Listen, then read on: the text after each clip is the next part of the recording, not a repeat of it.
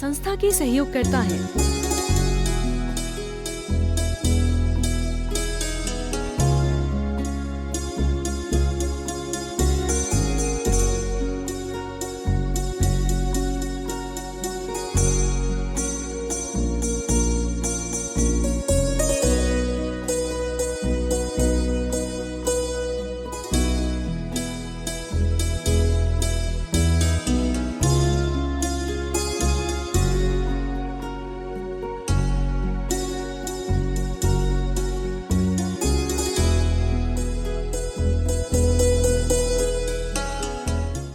प्रेम इंसान को भगवान बना देता है।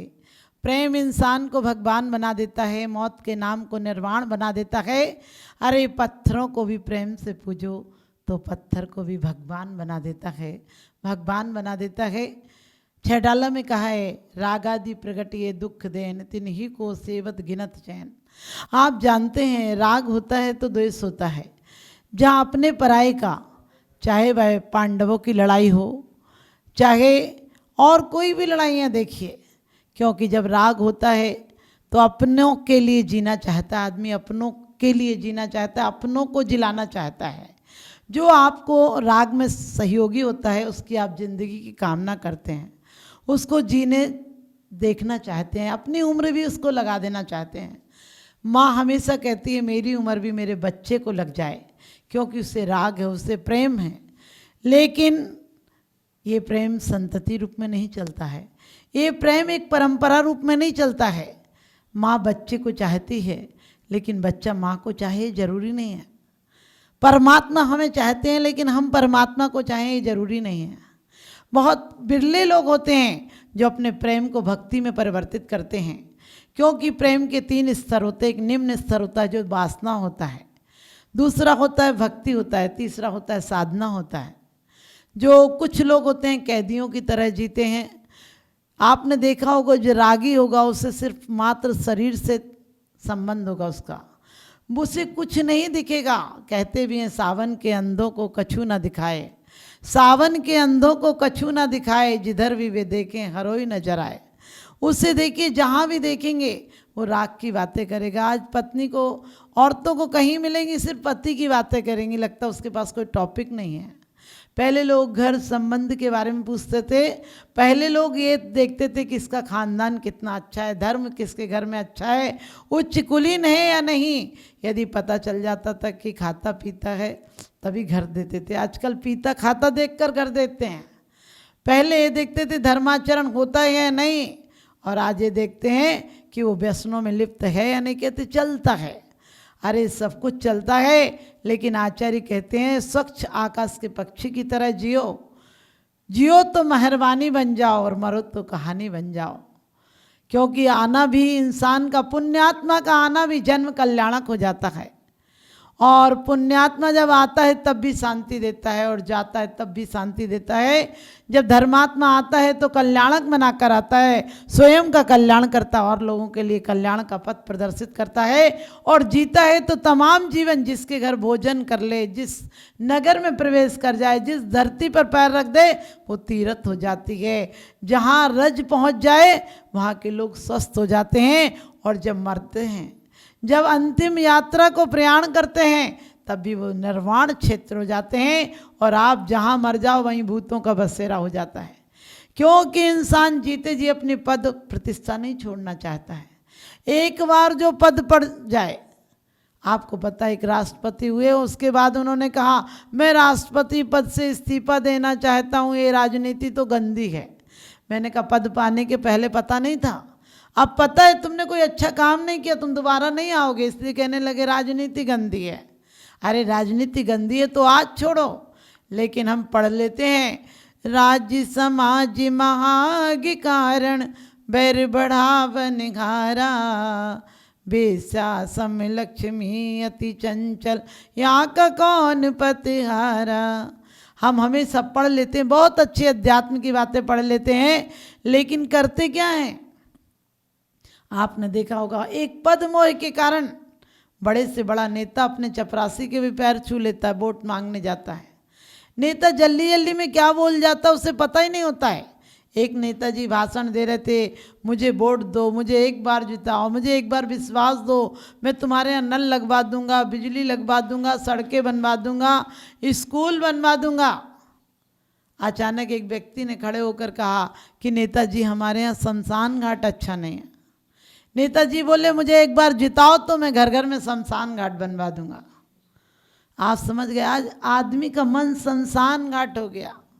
आप मकान सुंदर बना लेते हैं, मन सुंदर नहीं बना पाते हैं। आपके मनों में वही द्वंद्व चलता रहता है, किसको गिराऊं, कैसे पाऊं। अरे पाकर भी क्या पाओगे? तुमने यहाँ अमीरों की दरिद्रता देखी है? आखिरी दिन तक आपने यहाँ अमीरों की दरिद्रता देखी है? धन कमाने के लिए पागलों की तरह, भिखारियों की तरह बस से बदतर जिंदगी जीते हैं, जिंदगी को नरक बना लेते हैं। ना चैन है, ना अमन है, ना नींद है, ना कुछ सुकून है। ये भी कोई जिंदगी है या किसी का श्राप है? ये भी कोई जिंदगी है या किसी का श्राप है? और चैन के 2 पल मिलेंगे, सोचना भी पाप है। जिसे तुम जिंदगी कहते वो कांटों का बिछोना है, जिसे तुम जिंदगी कहते वो कांटों का बिछोना है।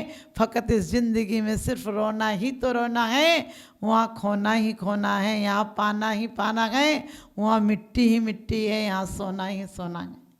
जो राग से जितना जितना ऊपर उठ जाता है, आपने देखा होगा, यदि कोई घर छोड़ दे, यदि कोई मौन से भोजन करने लगे, यदि कोई एक टाइम भोजन करने लगे तो तुरंत उसकी पूछ होने लगती है। लोग कहते हैं वो बोलते नहीं, उनका खाने का ध्यान रखना। और तुम तंदूर पे जाते हो, तुम बफर सिस्टम में जाते हो, बोलते एक दे, मुझे नहीं दी, अभी तो इसको दी, इसको दी। ऐसे खड़े रहते हो ऐसे भिखारियों की तरह रोटियों की लाइन में खड़े रहते हो। बताना ये बस से बदतर जिंदगी नहीं। कपड़े अच्छे पहन लेने से कोई ज़्यादा अमीर नहीं हो जाता है, क्योंकि चमक धमक से कुछ नहीं होता है।